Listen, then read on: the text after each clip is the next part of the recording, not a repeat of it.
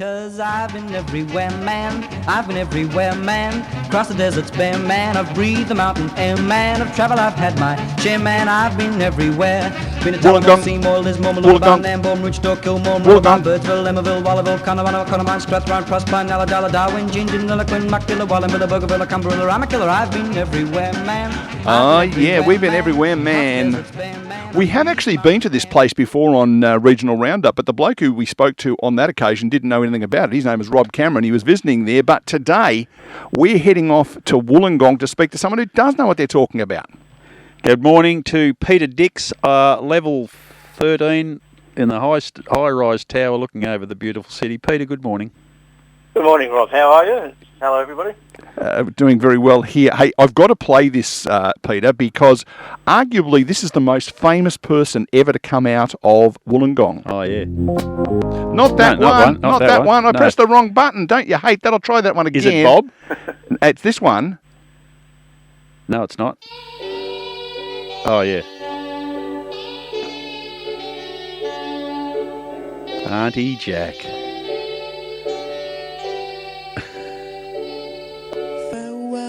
Auntie Jack, we know you'll be back. What a great song. What a great ambassador.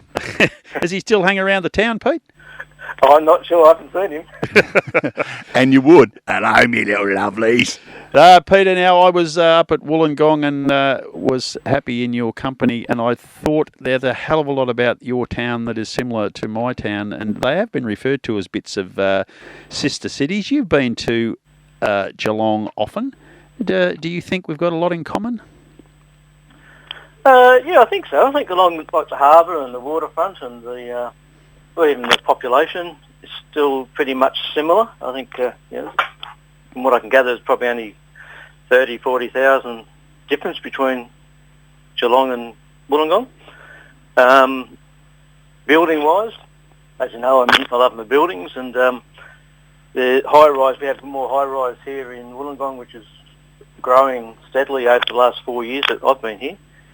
And so, yeah, I think high-rise is more in the city than what it is in Wollongong than what it is in Geelong, for sure. Your high-rises are quite high, and I think they're not necessarily that pretty.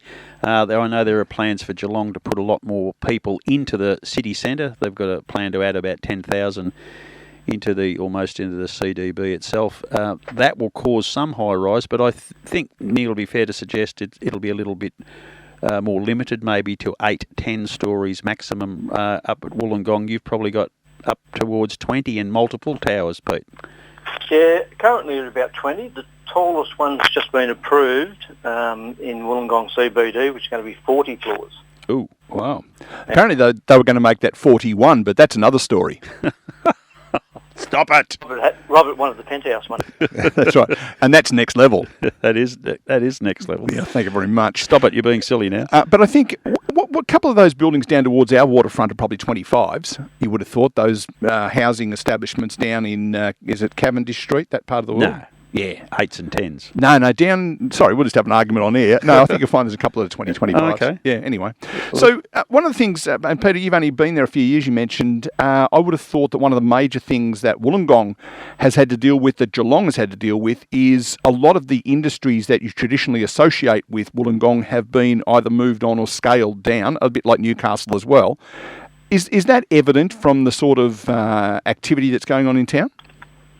Not really. I think a lot of old warehouses and things like that, old buildings have been demolished, but like our largest, I suppose, working areas are the coal mines and the steelworks. They're still pretty much full on, but you don't have either of them. Okay. But I think generally production and activity, construction-wise, and also like there's a lot of storage facilities which sort of employ a lot of people. The steelworks employ a lot of people. I think they're probably still some of the major employment. Okay. Yeah. Recreationally, the thing that I noticed, the similarity, the Geelong Footy Club, very famous and long-term part of the Australian rules football scene, and also the famous St George Rugby League club that is now the St George Illawarra Rugby League club, set up in your town as well. So that gives a real attachment for a smaller municipality, but still competing and being able to be watched very closely in a national rugby competition.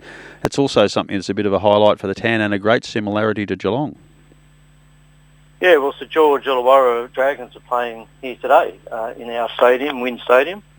We share it between the stadium they have in Cogra up in Sydney. So they go alternate games at each stadium. But we're lucky to have them down here playing Manly Sea Eagles. So the St George label as a brand in rugby league would be one of the more famous. They were the big ticket in town probably when you were growing up as a youngster. I don't know whether you barracked for them or not, but they were certainly a powerhouse in Sydney rugby during the 70s and 80s. Yeah, well, I was born in the St George area, and so they've been my team ever since. Do you get down to watch them and get into the razzmatazz? Because when Geelong are playing in town for a home game, the whole city really does spring to life. Is it like that for Wollongong as well? It is a bit, but we don't get the crowds as much as your AFL does. Our crowds are sort of smaller. We've got a pretty good sized stadium, but it's only on big games that it really gets full. Yeah, well, I think sort of 8,000 or 10,000 might be a big crowd for your game, whereas Geelong's new facility will hold up to 40,000 and gets the whole place rocking. Yeah.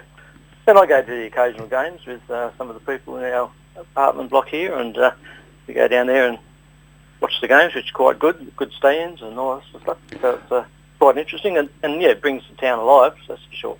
My understanding too, Peter, is that with two things, the COVID thing that happened and also the acceptance of people working from home, there'd be a few people heading to Wollongong to live even though they work in Sydney. Have you seen a bit of a sea change in that respect? Yes, for sure. Like all along the coast, the people travelling to and from the city, it's quite large actually. They're even putting on more train services. Like it's only probably a 50-minute train trip into the city. But yeah, it's definitely people working from home, and also, occasionally when they do go to the city and they're travelling, because of the cost of housing, everything is cheaper in the Wollongong area, but it's slowly been creeping up as well, which is competing with Sydney prices. And how's your rail service up there, Peter? Does it operate as well as it does down here in Victoria? Yeah, no, it's good actually. It's got a good system.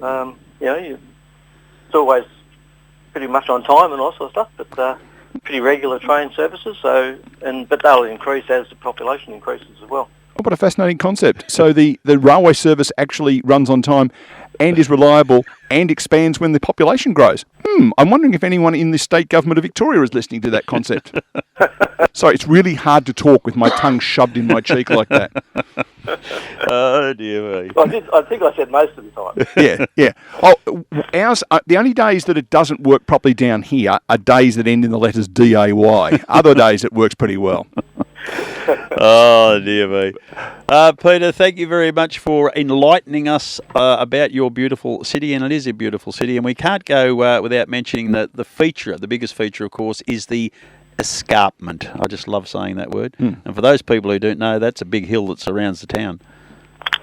It's a big escarpment, actually. It goes for about 92 kilometres. About 92. He's been out and measured it. Well done, Peter. Great to have you as part of Regional Roundup. I'll look forward to... I've only been to Wollongong twice, I reckon. I must get back there at some stage. It's a nice little town. We'll talk to you another time. Thanks, Pete. Best wishes. Okay, good on you. Thanks.